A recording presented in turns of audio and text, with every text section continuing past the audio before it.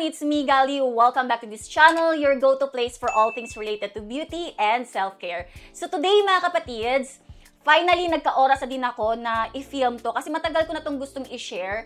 And this is guys, the secret to making whitening strips and whitening pens work. But before we dive in, make sure to hit that subscribe button and click this bell guys so you will get notified kapag meron po tayong bagong uploads kagaya nito. So it's been 2 years na mga kapatid simula nung gumagamit po ako ng mga whitening strips and whitening pens. There are times guys na yung ortho ko ang nag-administer and there are times naman na bumibili ako ng mga katulad nito kasi wala po akong time pumunta ng dentist. So this is the Perfect Smile na whitening strips and whitening pen. This is not a sponsored video mga kapatids. I bought this using my own money and later I'll be sharing with you my final thoughts din sa Crest na nagamit ko. Kasi yun yung ginagamit na whitening strips ng aking ortho mga kapatids every time na pumupunta ako sa clinic niya. So, at first mga kapatids, hindi ko talaga ma-appreciate itong mga ganito guys, yung over-the-counter lang na bibili. Kasi, ang napansin ko, kapag ako yung naglalagay mga kapatids, wala siyang effect. Pero kapag si Doc ang nag-administer, pag uwi ko ng bahay mga kapatids, 2 to 3 shades lighter ang ngipin ko. As in no joke. Kaya parang naisip ko, parang worth the time and money yung pagpunta ko sa clinic. Kasi mas may resulta mga kapatids kapag si Doc ang naglalagay ng mga whitening strips sa ngipin ko compared kapag ako lang yung gumagawa. Parang DIY lang guys. Pero, for the longest time, inisip ko talaga kung paano ginagawa ni Doc na parang yung nilalagay niya nabibili lang naman din sa online, ganyan, and over the counter. Pero bakit kapag ako, parang walang nangyayari. So, di ko na talaga natiis. Tinanong ko si Doc, kaya I'm filming this video guys. Kasi baka makatulong din sa inyo para hindi po masayang ang inyong pera sa kabibili ng mga products na katulad nito. So first things first mga kapatids, ang advice po ng aking ortho, we need to understand guys that there are different whitening strips and whitening pens available sa market. And they are not created equal mga kapatids. And alam naman natin mga kapatids na there are different brands. Merong whitening strips na 1 hour ginagamit. Meron ding whitening strips na 30 minutes. May whitening powder pa sa TikTok mga kapatids and whitening pen. So let's choose guys the right product for our needs, okay? Kasi isa lang naman talaga ang purpose ng mga ganitong products and that is to whiten our teeth. So nung pagkatanggal ng aking braces mga kapatids, that was the first time na napagamit po ako ng whitening strips and yung dentist ko po ang nag-administer because pagkatanggal guys ng aking braces, super duper naging yellow ang aking teeth dahil sa glue ng braces and sa ilang years nang hindi talaga paggamit ng whitening toothpaste. So after niyang i-buffer mga kapatids yung glue and mga ilang gargalan din yun mga kapatids, nilagay na po yung Crest na whitening strips. I think 3D yung variant guys. So ilalagay ko dito yung picture ng whitening strips na yon. And ni-research ko mga kapatids ang retail price ng product na to. And kapag 20 sachet ang laman guys, ang retail price nasa around 1,600 to 1,900. Depende lang kung aling online shop ka o order. Kasi hindi to available mga kapatids sa Watsons or sa mga department stores. So itong product ito mga kapatids, as in legit po talaga siya na no slip. And based on my observation, kapag ito yung ginagamit na whitening strips ni Doc, kasi there are times naman na Oral-B na brand ang pinapagamit niya sa akin sa clinic. Pero kapag ito, ang na-observe ko, kapag tatanggalin ko na yung film guys, upper and lower teeth ko, merong parang whitening solution na hindi pa tunaw lahat. Alam mo yon, as in kapit na kapit pa rin guys ang whitening solution. And when it comes to effectivity, as in wala po akong masabi every time itong brand na to ang ginagamit ni Doc sa aking ngipin. Kasi kapag tanggal guys ng film, as in 2 to 3 shades lighter agad ang aking ngipin. Pero ang napansin ko, meron akong na-feel na pangingilo. I'm not sure lang if dahil nagpa-cleaning ako prior sa paglagay ng, ano bang tawag dito, whitening strips mga kapatids.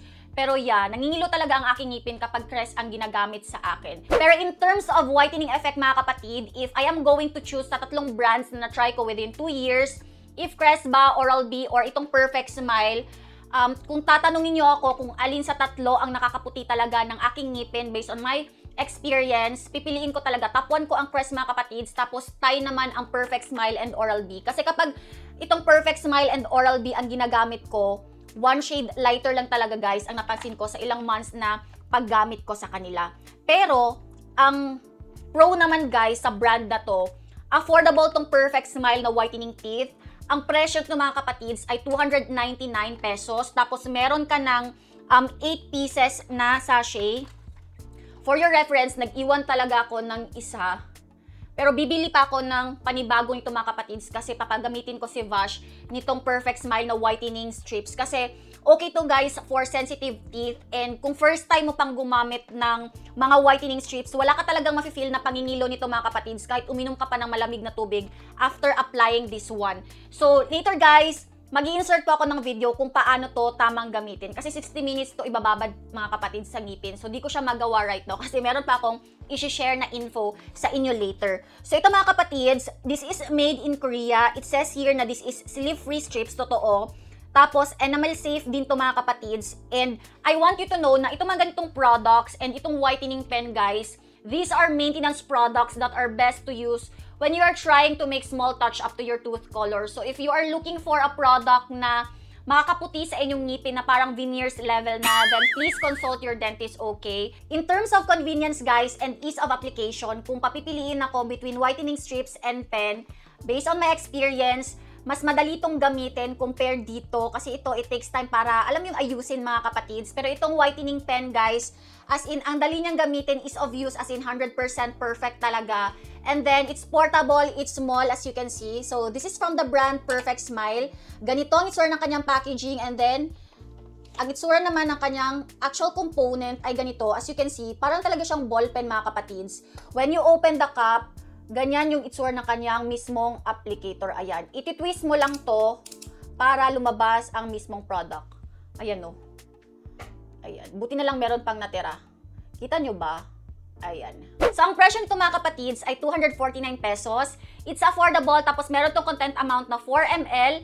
It's made in Korea. At first mga kapatids, akala ko madali itong maubos. Pero yung isang ganito, isang tube mga kapatids, aabot siya ng 2 weeks guys. Okay? Basta sakto lang yung ilalagay mo sa ngipin mo araw-araw. Kasi, ang instruction dito mga kapatids, for better results, kailangan araw-araw mo siyang gamitin.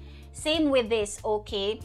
And yeah, katulad nito mga kapatids, okay din to para sa may mga sensitive teeth. Pero when it comes to effectivity mga kapatids, if you're going to ask me kung alin ba talaga ang mas nakakaputi, ang whitening strips ba or ang mga whitening pen, in my opinion mga kapatids, sa paggamit ko ng whitening strips for 2 years and sa paggamit ko nito mga kapatids, mas nakaka-break ng stains quickly ang mga whitening strips since na-disadheres more compared to this one. And kapag kasi malaway ka na tao, and then nilagay mo to sa ngipin mo, alam mo yung parang mawawash out lang siya guys. So if malaway ka na tao, please take note of this.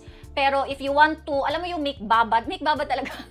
Alam mo kapag gusto mong ibabad talaga ang ngipin mo and make sure na yung solution talaga didikit sa ngipin mo, go with whitening strips. So the second secret mga kapatids to making whitening strips and whitening pens work is consistency. Medyo guilty ako sa part na to. It's because there are weeks talaga na nauubusan ako, hindi ako nakakabili, or there are weeks na nagtitipid ako and hindi talaga ako bumibili mga kapatid. So, admit ko naman to. Pero ang napansin ko guys, nung inassess ko ang ngipin ko, after sa ilang months ng paggamit ng whitening strips ng Perfect Smile, dati mga kapatids, ang kulay ng ngipin ko, ayan, di na-focus. Nandito ko sa number 4. Kita nyo ba? Basta number 4 ako mga kapatids, binilugan ko pa yan ng kulay red na ballpen. Tapos, after mga 3 months, dito na ako sa number, ano ba tong number na to? Number 6. Ayan. Nakailang box na ako nito mga kapatids. And yeah, after 3 months, I'd say ang front ng ngipin ko, except sa akong mga bangkil, dari sa gilid, itong 4 ko na ngipin na to, itong ita, and ito din. Silang 4 nag-remain sa number 4 na color. Pero itong 4 sa front guys, sa number 6 na sila. Ayan. So merong improvement. I want you to know also na dito sa chart mga kapatids, kasi baka isipin nyo, di ba kanina sabi ko nag 1 shade lighter. Dito kasi sa chart mga kapatids, ang color ng 4 and 5, in my opinion, same lang sila. Or na color blind ba ko? Basta, same lang sila mga kapatids, kaya sa number 6 na yung, ano bang tawag ito? Pagbabago ng aking ngipin. So, naka 1 shade lighter ako guys. Not bad sa paggamit nitong product na to. If you'll ask me naman mga kapatids, how frequently should we use whitening strips and whitening pens sa ating routine? I highly suggest na magpa-assess muna kayo sa inyong dentist first before buying these kinds of products para hindi po sayang sa inyong pera. Kasi there are some cases na extreme na pala ang pagka-yellowish and itong mga products na to ay hindi na po talaga e-effect sa inyong ngipin, okay? And then when I first bought these products guys last year, meron akong mga ginawang small changes sa aking lifestyle. Like, instead of drinking black coffee, hinahaluan ko na po ng gatas and then I use straw every time I drink coffee, mga kapatids, para at least hindi tumama sa front ng ngipin ko. Kaya din siguro meron akong nakita na result, medyo pumuti siya, mga kapatids. And then the next thing, guys, na in-adjust ko, aside from adjusting my coffee recipe, I minimize my ketchup intake, guys. Kasi sabi ni Doc sa akin, isa sa mga nagko-contribute kung bakit nagiging yellowish ang ating ngipin ay ang mga colored food like ketchup, yung mga colored drinks. I remembered, mga kapatid, last year, we went to a buffet, guys, na restaurant, and meron doon parang blue na naka-juice. And then, sabi ng best friend ko, gusto mo ba? Tapos kay Cherry na, dilin sa ako kapatid kay one treatment ko sa akong ngipon. So, isa yan sa mga ginawa ko, guys. Pero ang ketchup talaga, guys, super big deal sa akin kasi I really, really love ketchup. I remembered, mga kapatids, nung nasa Japan ako, thoughtful kaya ako ang mga friends, mga workmates na ko. Because they know, mga kapatids, na favorite ko ang ketchup. So, every time na meron silang tirang ketchup sa McDo, yung mga nakasashay, guys, inuuwi nila and then kinabukasan, ginahatag na sa ako. So, super lipay kay ko because I love collecting ketchup. Sa bag na ko, mga kapatids, before, nadyo ko yung ketchup. So, that's my little secret. And then, what else? I think, marag maulang na akong gihimo na adjustment. Basta, nag-adjust lang ko sa akong lifestyle. Dili na kay ko nagkakaon ng mga colored food, char. So, finally, guys, we are down to the last secret. And according to my ortho, guys, the last secret in making the whitening strips and whitening pens work is the way we prep our teeth before applying the products and if we follow the instructions provided na mga produkto na to, okay? So, in terms of preparation, mga kapatids, I highly suggest mag-whitening strips or mag-apply po kayo ng whitening pen every night time kasi kapag nag-apply po kayo, after po kayong mag-apply rather ng mga products na to, kailangan di muna kayo kumain ng mga 2 to 3 hours, okay? So, might as well do this every night time para diretso na kayong matulog.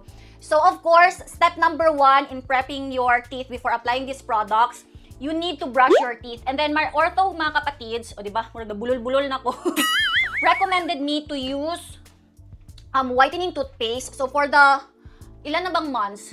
Mga 8 months na ata, mga kapatids.